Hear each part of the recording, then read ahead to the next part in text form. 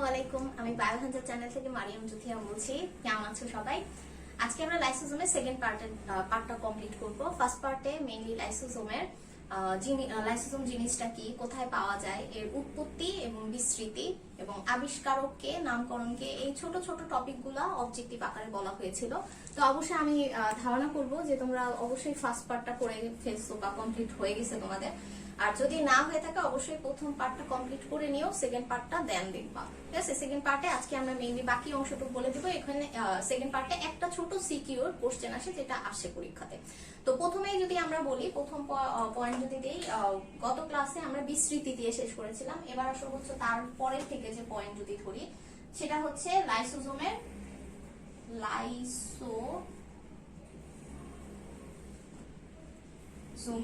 ভৌত গঠন। লাইসোজোমের ভৌত গঠন সবসময় খেয়াল রাখবা, একটা জিনিসের যখন গঠন বলা হয় সবসময় সেই জিনিসটার গঠন দুটি হয়, একটি হচ্ছে ভৌত গঠন আর একটি হচ্ছে রাসায়নিক গঠন।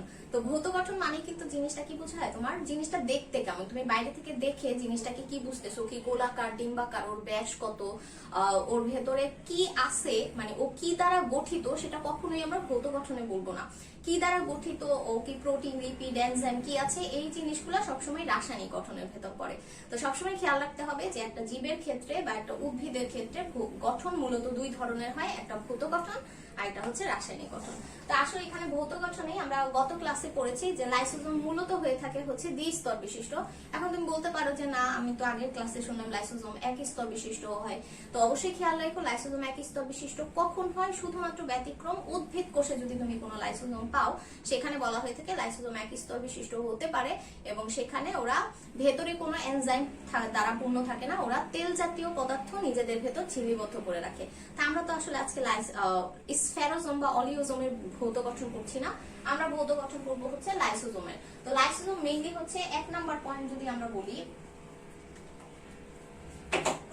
লাইসোজোমের এক নাম্বার পয়েন্ট আমরা দিব হচ্ছে লাইসোজোম দ্বিস্তর বিশিষ্ট। লাইসোজোম দ্বিস্তর বিশিষ্ট। এরপরে যেহেতু আবরণীর কথা আসলো, এবার তোমার বইতে তারপরে লাইনে দেখবা লেখা আছে ও দেখতে কেমন থাকে। ঠিক আছে, দ্বিস্তর বিশিষ্ট, বাট বলা হয়ে থাকে ওরা দেখতে হচ্ছে বৃত্তাকার। যদি লাইসোজোমের একটা শেপ দিয়ে আঁকো পাশে, এইভাবে দেখবা তোমাদের বইতে লাইসোজোমের একটা শেপ দিয়ে আঁকা আছে। ঠিক আছে, ভিতরে আরো অনেক কিছু আছে। মেইনলি লাইসোজোমের চিত্র কিন্তু কখনোই শেখা লাগে না, পরীক্ষাতে কখনোই দিবে না। তুমি জাস্ট একটু চোখে একটু ইমাজিন রাখা যে আমি যাতে দেখলে বুঝি এটা লাইসোজোম। এর ভেতরে সব 40 ধরন বা 50 ধরনের যে এনজাইম, 40 বা 50 ধরনের যে এনজাইম সেগুলো বিদ্যমান থাকে। তো এটা হচ্ছে দ্বিস্তর বিশিষ্ট, বৃত্তাকার এবং ওর ব্যাস কত থাকে বলা হয় 0.2 থেকে 0.8 মাইক্রোমিটার পর্যন্ত ব্যাস হতে পারে। ঠিক আছে, এটাও লেখা আছে দেখবা, সাধারণত ব্যাস 0.2 থেকে 0.8 মাইক্রোমিটার পর্যন্ত হয়। আচ্ছা, তারপরে যেটা আছে, এই কথাটা গত ক্লাসে আমি বলেছি যে তুমি যদি বৃক্ক কোষে যাও, বৃক্ক কোষে নাকি লাইসোজোম আকৃতিতে কিছুটা বড় হয়। ঠিক আছে, এটা অবশ্যই খেয়াল রাখো। লাইসোজোম প্রাণী কোষেই পাওয়া যায়, প্রাণী কোষে, বৃক্ক কোষে পাওয়া যায়, অন্ত্রের আবরণীতে পাওয়া যায়, কিন্তু বৃক্ক কোষে যখন আমরা লাইসোজোম পাই, বৃক্ক কোষ কি হয়, সেখানে বলা হয় যে এটা আকারে কিছুটা বড় হয়ে থাকে। ঠিক আছে, গেল। এখন তুমি একটা জিনিস দেখতেছো যে আসলে লাইসোজোম কিন্তু ওর ভেতরে কোনো অন্য ধরনের পদার্থ না, সবই ও এনজাইম দিয়ে গঠিত এবং শুধু নরমাল কোনো এনজাইম না, বলা হইতেছে হাইড্রোলাইটিক এনজাইমের আধার। তো আসলে 40 থেকে 50 ধরনের হাইড্রোলাইটিক এনজাইম ওর ভেতরে এভাবে আবদ্ধ করে রাখছে। ওর চারপাশে তো আরো অঙ্গাণু আছে। এখন এই পর্দা যদি কোনোভাবে বিদীর্ণ হয়ে যায়, তাহলে এই ভেতরের এনজাইমগুলো কি হবে, তোমার বাইরের যে সাইটোপ্লাজমিক অঙ্গাণুগুলো আছে সেগুলোর সংস্পর্শে আসবে এবং ওই অঙ্গাণুগুলোর সাথে সাথে আবার ভক্ষণ হয়ে যাবে। তো স্বাভাবিক অবস্থাতে তো এই পর্দা কখনোই বিদীর্ণ হতে পারবে না। একটা মানুষের স্বাভাবিক যে দশা, সে অবস্থাতে লাইসোজোম কখনোই তার পর্দা বিদীর্ণ করে না। কারণ কি, এখানে কিছু ফ্যাক্টর বা কিছু পদার্থ থাকে যারা সবসময় চায় যে লাইসোজোমের পর্দা যাতে বিদীর্ণ না হয়। তাহলে আমরা এভাবে বলবো যে লাইসোজোমে কিছু এমন পদার্থ বিদ্যমান থাকে যারা সবসময় লাইসোজোমের যে দ্বিস্তর বিশিষ্ট পর্দা সেটাকে স্থিতিশীল করে রাখে, ওকে বিদীর্ণ হতে দেয় না। তো যে পদার্থগুলো লাইসোজোমের পর্দাকে বিদীর্ণ হতে দেয় না, তাদেরকে বলা হয় হলো তোমার স্টেবিলাইজার। ঠিক আছে, স্টেবিলাইজার। তাহলে স্টেবল কথাটা এখানে এভাবেও আছে, বুঝাই যায়। তাহলে আমরা কি বলবো, লাইসোজোমে পর্দা যাতে বিদীর্ণ না হয় এই কারণে যে পদার্থগুলা কাজ করে তাদেরকে আমরা বলে থাকি স্টেবিলাইজার। এটা স্বাভাবিক অবস্থাতে হবে, কিন্তু কোনো কারণে কোনো একটা প্রতিকূল পরিবেশে যদি কোষটা পড়ে, খাদ্যের অভাব হয়, অক্সিজেনের অভাব হয়, তখন অবশ্যই তো তোমার কি হবে, এই পর্দাটা তখন বিদীর্ণ করতে হবে। তো যেহেতু এই পর্দা বিদীর্ণ করতে হবে, তো পর্দা বিদীর্ণ করার জন্য অবশ্যই লাইসোজোমে আবার এমন কিছু রাসায়নিক পদার্থ থাকে যারা কিনা এই পর্দা বিদীর্ণ করতে সাহায্য করে, ঠিক আছে। তো যারা কিনা আবার পর্দা বিদীর্ণ করতে সাহায্য করে তাদেরকে বলা হয় হচ্ছে তোমার লেবিলাইজার, ঠিক আছে, লেবিলাইজার। তো এই দুইটা জিনিস একটু অবশ্যই জানো, স্টেবিলাইজার কি, লেবিলাইজার কি। স্টেবিলাইজার হচ্ছে লাইসোজোমের কোষ ঝিল্লিকে বিদীর্ণ হতে বাধাগ্রস্ত করে, আর লেবিলাইজার হলো ওর পর্দাটাকে বিদীর্ণ হতে সাহায্য করে, ঠিক আছে। এই কথাগুলো দেখো বইয়ের মাঝখান দিয়ে দেয়া আছে। এখন আসলে আমাদের কিন্তু ভৌত গঠন প্রসেস, আসলে লাইসোজোমের ক্ষেত্রে ভৌত গঠনে এর চেয়ে কোনো বেশি কথা আসে না। ওর ভেতরে কিছু ভ্যাকিউল থাকে, ভ্যাকিউল গুলা বিভিন্ন ধরনের তরল দ্বারা পূর্ণ থাকে, মেইনলি এনজাইমেটিক পদার্থ দ্বারাই পূর্ণ থাকে। তো এই তো আমাদের ভৌত গঠন শেষ। এবার আসো আমরা শুরু করব হচ্ছে, এটা গেল একটা পয়েন্ট। তারপরে 2 নাম্বার তুমি পয়েন্ট পড়বা হচ্ছে লাইসোজোমের রাসায়নিক গঠন। রাসায়নিক গঠন পরীক্ষাতে খুবই কম আসে, ঠিক আছে, খেয়াল রাখো। মানে আমি যদি সিকিউর কোশ্চেনে ধরতে যাই, রাসায়নিক গঠন সেটা যে কোনো সাইটোপ্লাজমিক অঙ্গাণুই হোক না কেন, রাসায়নিক গঠন তেমন দেয় না, ঠিক আছে, আমি দেখিনি, দেয় না। তো রাসায়নিক গঠন মেইনলি তোমার কিসের জন্য লাগবে, মাস্ট বি অবজেক্টিভের জন্য তোমার করতে হবে, যেহেতু তুমি তোমার বইয়ের একটা লাইনও বাদ দিবা না। তো লাইসোজোমের ক্ষেত্রে তুমি রাসায়নিক গঠন কি বলবা, একটা পদার্থ কি দ্বারা গঠিত সেটাই তার রাসায়নিক গঠন। তো তুমি এইমাত্রই জানছো যে লাইসোজোমের ভেতরে 40 থেকে 50 ধরনের এনজাইম ছাড়া আর বাকি কিছুই থাকে না, ঠিক আছে। তাহলে তুমি যদি তোমার বই পড়তে যাও রাসায়নিক গঠনের এদিক দিয়ে, দেখবা ওর যে আবরণটা থাকে, এই যে আবরণটার কথা যে বলতেছিলাম, এই আবরণটা হচ্ছে লিপোপ্রোটিন দ্বারা গঠিত, ঠিক আছে। আবরণটা লিপোপ্রোটিন দ্বারা গঠিত, কিন্তু আবরণের ভেতরে যে এই যে 40 ধরনের এনজাইম থাকে, এটা ওর ভেতরে অবস্থিত রাসায়নিক পদার্থ। তাহলে আসলে আমি যদি বলি যে একটা লাইসোজোমের রাসায়নিক গঠনে কি কি থাকে, বলবা আবরণ হলো লিপোপ্রোটিন দ্বারা গঠিত থাকে, আর ভিতরে 40 থেকে 50 ধরনের এনজাইম থাকে, এই কিন্তু আর কিছুই থাকে না। তোমাদের বইতে 40 থেকে 50 ধরনের এনজাইমের নামই কিন্তু ইন ডিটেইলস দিয়ে দেয় নাই, তাহলে আসলে অবস্থা খারাপ হয়ে যায় এতগুলো এনজাইমের নাম যদি মুখস্থ করতে হতো। তো তোমাদের বইতে 6টা বা 7টা এনজাইমের নাম আছে, এবং হ্যাঁ আমরা এই 7টা এনজাইমের নাম অবশ্যই মুখস্থ করবো, একটু ট্রিক খাটায় মুখস্থ করবো, ঠিক আছে। তো প্রথমে আসো তাহলে আমরা রাসায়নিক গঠনে যে এনজাইম গুলা থাকে, লাইসোজোমের যে এনজাইম গুলা থাকে, সেই এনজাইম গুলার নাম এখন মুখস্থ করবো, ঠিক আছে। আচ্ছা তাহলে আসো নাম দেই, লাইসোজোমের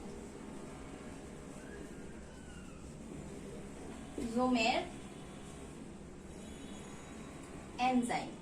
সব তো আমরা করবো না, যে কয়টা আছে সেগুলা। যেমন 1 নাম্বার ধরা হয় হচ্ছে, তুমি যদি লাইসোজোমের সাথে মিলাই বলতে চাও তাহলে লাইসোজাইম নামক একটা এনজাইম আছে, ঠিক আছে, এবং খুবই তীব্র অ্যাসিড কিন্তু এগুলাও।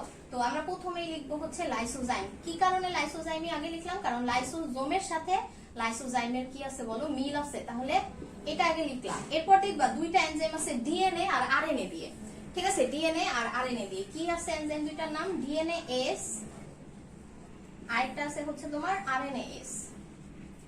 দেখছো তোমার কিন্তু অলরেডি এই দুইটা একসাথে পড়বা, এটা একটা, এটাও আমরা কিভাবে মনে রাখবো, লাইসোজোম দিয়ে মনে রাখবো। এরপরে যে দুইটা আছে, 2টা এনজাইমের নামের আগে অ্যাসিড কথা আছে, ঠিক আছে, একটা হচ্ছে অ্যাসিড ফসফেটেজ আর একটা হচ্ছে তোমার অ্যাসিড লাইপেজ, ঠিক আছে। তো অ্যাসিড লাইপেজটাই আগে লিখি, অ্যাসিড লাইপেজ, অ্যাসিড লাইপেজ, আর একটা হচ্ছে অ্যাসিড ফসফেটেজ, ফসফেটেজ। আচ্ছা এই যে অ্যাসিড ফসফেটেজ যে এনজাইমটা লিখছি, এটা ইনফিনিটি ইম্পর্টেন্ট, ঠিক আছে। যেগুলা ইনফিনিটি ইম্পর্টেন্ট আমি দেই ক্লাসে, অবশ্যই সেগুলা পাশে ইনফিনিটি দিবা। এবং আমি যখন এইভাবে ক্লাস করতে করতে দেখবা একটা সময় অনেকগুলা ক্লাস তোমার ইউটিউব চ্যানেলে, আমার ইউটিউব চ্যানেলে জমে গেছে, তুমি তোমার বইও দেখবা তখন অনেক দাগ পড়ে গেছে, তুমি জানবা যে বইয়ের কোনটা সিকিউ পড়লেই হয়ে যাবে, কোনটা অবজেক্টিভ পড়লেই হয়ে যাবে।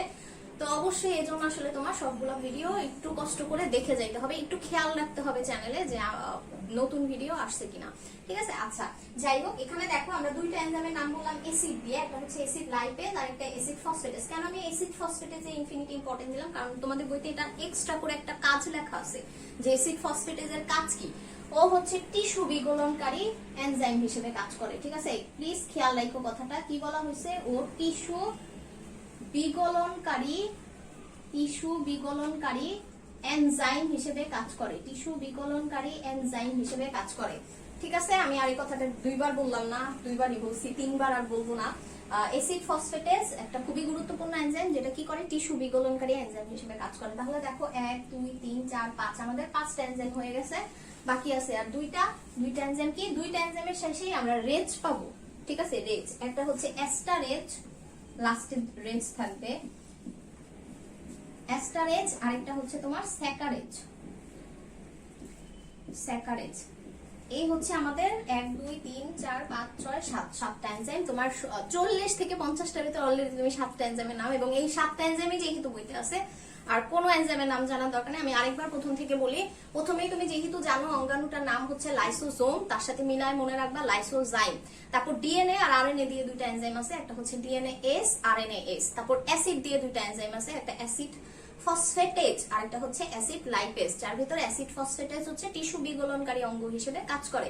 আর বাকি দুইটা এনজাইম আছে যাদের লাস্টের দিকে রেজ থাকে। ঠিক আছে, লাস্টে রেজ থাকে, একটা কি, একটা হচ্ছে অ্যাস্টারেজ আর একটা হচ্ছে তোমার স্যাকারেজ। ঠিক আছে, তাহলে আমাদের রাসায়নিক গঠন দেখো এবং এনজাইমগুলোর নামও দেখো, আমাদের পড়া হয়ে গেল। এখন যদি বলো লাস্ট কি বাকি আছে, লাইসোজোমের একদম শেষ টপিক, তাহলে তুমি একদম প্রত্যেকটা লাইন ধরে ধরে তোমার লাইসোজোম পড়া হয়ে যাবে।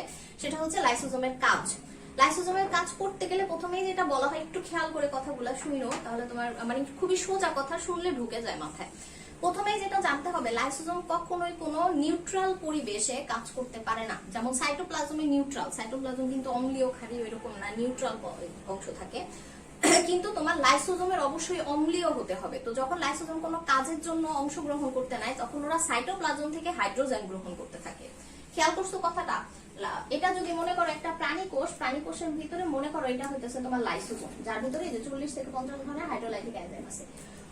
ও তখনই ওর এই পর্দা বিদীর্ণ করতে পারবে যখন ওর ভেতরে আরো অম্লীয় ভাব সৃষ্টি হবে। ঠিক আছে, এখন ও অম্লীয় ভাব কিভাবে তৈরি করবে? ও সাইটোপ্লাজম, বাইরে যে প্রাণী কোষের যে সাইটোপ্লাজম আছে, এখান থেকে হাইড্রোজেন আয়ন বা প্রোটন ওর ভেতরে ঢুকাতে থাকবে, যাতে ওর ভেতরে অম্লীয় ভাব আরো বেড়ে যায়। তাহলে কথাটা কি হবে, যে সাইটোপ্লাজমের যে নিউট্রাল একটা সিচুয়েশন বা কন্ডিশন থাকে, সেই কন্ডিশনে কখনোই লাইসোজোম কোনো কাজ করতে পারে না। লাইসোজোমকে যদি কাজ করতেই হয়, তাহলে ও সাইটোপ্লাজম থেকে হাইড্রোজেন আয়ন নিজের ভেতরে প্রবেশ করায়, ও নিজে অম্লীয় হয়ে ওঠে, এবং তারপর ফ্যাগোসাইটোসিস যে প্রক্রিয়া বা ফ্যাগোসাইটিক যে প্রক্রিয়া, সেই প্রক্রিয়াটাই ও অংশগ্রহণ করা শুরু করে। দেখবা তোমাদের বইয়ের প্রথম কাজটাই কিন্তু এটা লেখা আছে।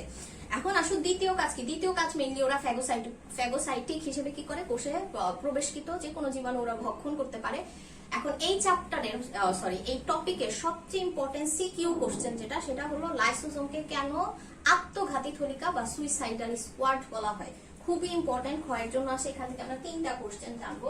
আমি এটা একটু লিখবো, আমার সাথে সাথে তোমরাও অবশ্যই লিখবা।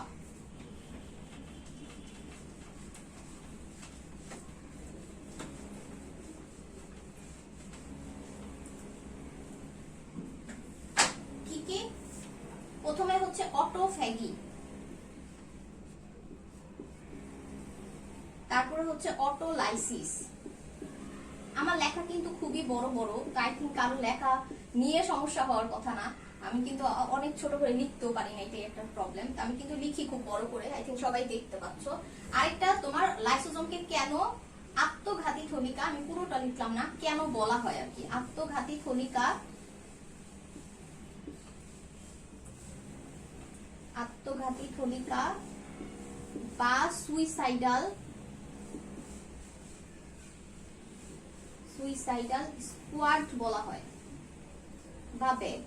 সুইসাইডাল স্কোয়াড বা ব্যাগ বলা হয়। ঠিক আছে, আচ্ছা প্রথমে এই 3টা জিনিস একই সাথে আসবে, এবং আমি বলে দেই বইয়ের কথা থেকে পড়বা। এটা হচ্ছে বইতে দেখবা লাইসোজোমের কাজ লেখা আছে। লাইসোজোমের কাজের যে 4 নাম্বার পয়েন্ট যেটা, সেটা থেকে শুরু করে পরের পয়েন্টের আগ পর্যন্ত, মানে 4 নম্বর পয়েন্টটা ফুল তোমার লিখতে হবে। তোমার যদি পরীক্ষাতে আসে যে লাইসোজোমকে কেন সুইসাইডাল স্কোয়াড বলা হয়, আত্মঘাতী থলিকা বলা হয়, তখন তুমি 4 নম্বর লাইসোজোমের কাজের যে 4 নম্বর পয়েন্টটা, ওইটা ফুল লিখবা। ঠিক আছে, এটা কখন কখন হয় আসলে এটা একটু বুঝি, খুবই সোজা। মনে করো এটা একটা প্রাণী কোষের ভেতরে এটা একটা লাইসোজোম। ঠিক আছে, লাইসোজোমের ভেতর 40 থেকে 50 ধরনের হাইড্রোলাইটিক এনজাইম আছে। এখন কথা হইতেছে একটা প্রাণী কোষের ভেতর, এটা নাম দিই, এটা প্রাণী কোষ। একটা প্রাণী কোষের ভেতর তো খালি লাইসোজোম থাকে না, ঠিক না? একটা প্রাণী কোষের ভেতরে শুধুমাত্র একটা লাইসোজোম থাকে না, বাকি মনে করো এখানে তোমার মাইটোকন্ড্রিয়া আছে, রাইবোজোম আছে, এন্ডোপ্লাজমিক রেটিকুলাম আছে, গলগি বডি আছে, ঠিক আছে, আমরা আঁকলাম। আর সাইটোপ্লাজম অবশ্যই আছে। তো কখন শুধুমাত্র কোন কোন কন্ডিশনে তোমার স্টেবিলাইজার যে বলছিলাম ও আর কাজ করতে পারে না, লেবিলাইজার কি করে, এই পর্দাটাকে বিদীর্ণ করার জন্য আগায় আসে। একটা অবশ্যই কন্ডিশন তো লাগবে, না হলে লেবিলাইজার তো আর ওগুলা ভাঙবে না। কি কি কন্ডিশন, কি কি জিনিস ওর উপরে আরোপ হবে? 1 নাম্বার লেখো, যদি অক্সিজেনের অভাব হয়। ঠিক আছে, এগুলা হচ্ছে কন্ডিশন, কোন কোন কন্ডিশনে এটা হয়। ঠিক আছে, কি কি কন্ডিশনে হয়? 1 নাম্বার হচ্ছে অক্সিজেনের অভাব। এই কোষটার ভেতরে যদি অক্সিজেনের অভাব হয় তাহলে হতে পারে তীব্র খাদ্যের অভাব, বা 3 নাম্বার বলা যায় প্রতিকূল পরিবেশে।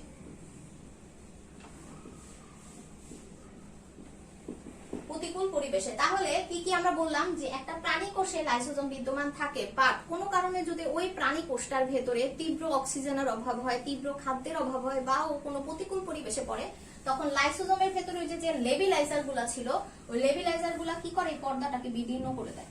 তো এই পর্দা যদি এখন বিদীর্ণ হয়ে যায় তাহলে ওর ভেতরে যত 50 থেকে 40 থেকে 50 ধরনের যে এনজাইম গুলা ছিল, এগুলা পুরো সাইটোপ্লাজমে তোমার কি হয় বলো, ছড়িয়ে যায়।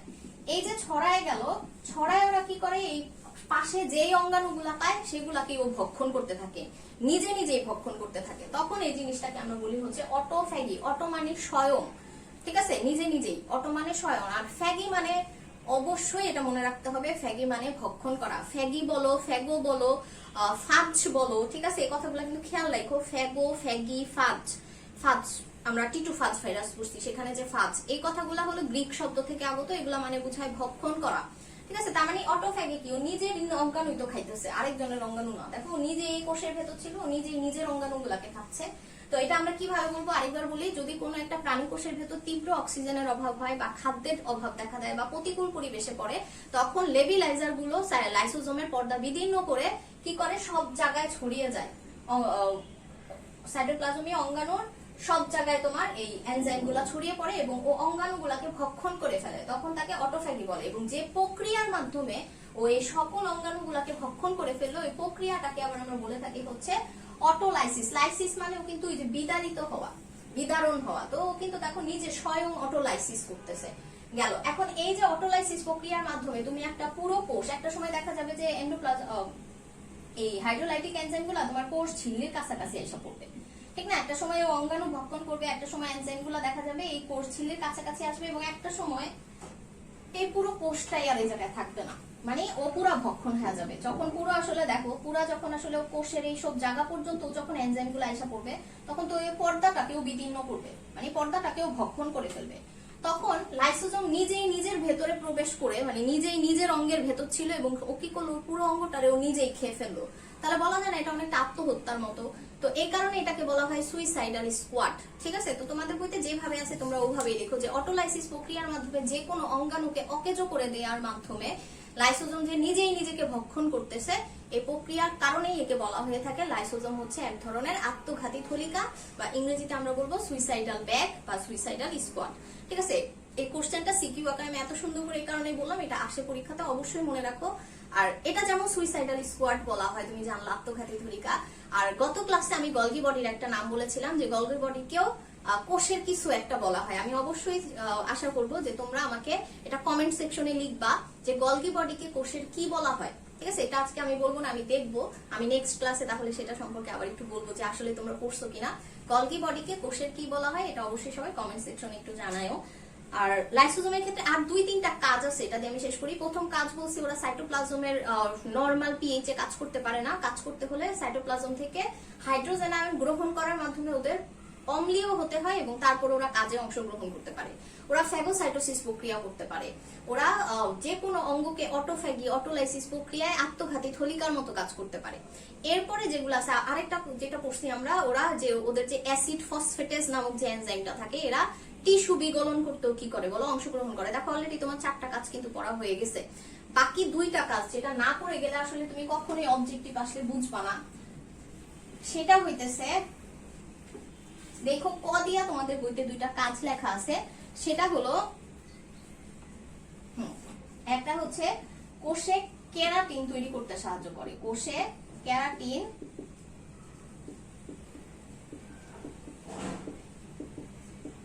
তৈরি করতে সাহায্য করে। এখন দেখো এই কেরাটিন তৈরি করতে লাইসোজোম সাহায্য করে। এটা যদি আসলে কেউ বইয়ের এই যে কাজ, এটা কত নাম্বার কাজে আছে, এটা আছে 5, 6, 7 নাম্বার কাজে আছে, ঠিক আছে। এটা যদি তুমি পড়ে না যাও তাহলে এটা আসলে কখনো অবজেক্টিভ আসলে তুমি দাগাতে পারবে না।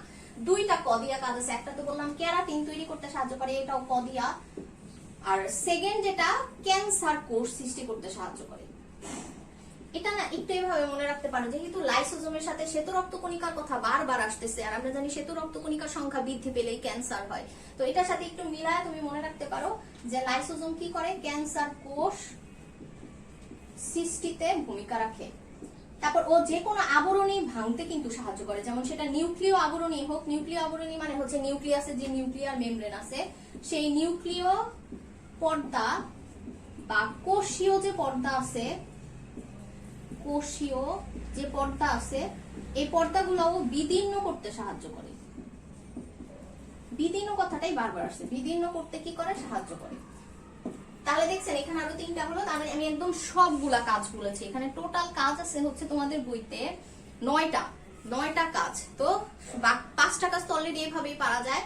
আর 2টা কাজ হচ্ছে ক্যারাটিন তৈরি করতে সাহায্য করে, ক্যান্সার কোষ সৃষ্টি করতে সাহায্য করে, টিস্যু বিগলনকারী পদার্থ হিসেবে অ্যাসিড ফসফেটেজ উদ্ভিদের ভেতর অবস্থান করে, এবং যেহেতু একটু বিগলন টাইপ, ও নিউক্লিয় পর্দা, কোষীয় পর্দাও বিগলন করতে কি করে, তোমার সাহায্য করে। আই থিংক আমি পুরো লাইসোজোম খুব সুন্দরভাবে বুঝাতে পেরেছি। যদি বুঝে থাকো অবশ্যই কমেন্ট সেকশনে একটু লেখো যে ম্যাডাম বুঝেছি।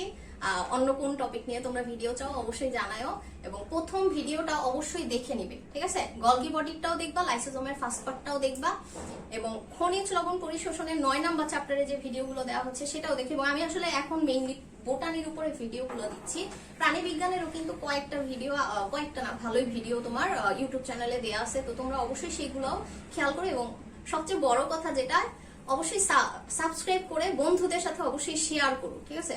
অবশ্যই চ্যানেলটা শেয়ার করো বন্ধুদের সাথে, যাতে বন্ধুরাও এই ভিডিওগুলা দেখতে পায়, ঠিক আছে। তো সবাই ভালো থাকো, সুস্থ থাকো, অবশ্যই পড়াশোনা করো। আল্লাহ হাফেজ, আসসালামু আলাইকুম।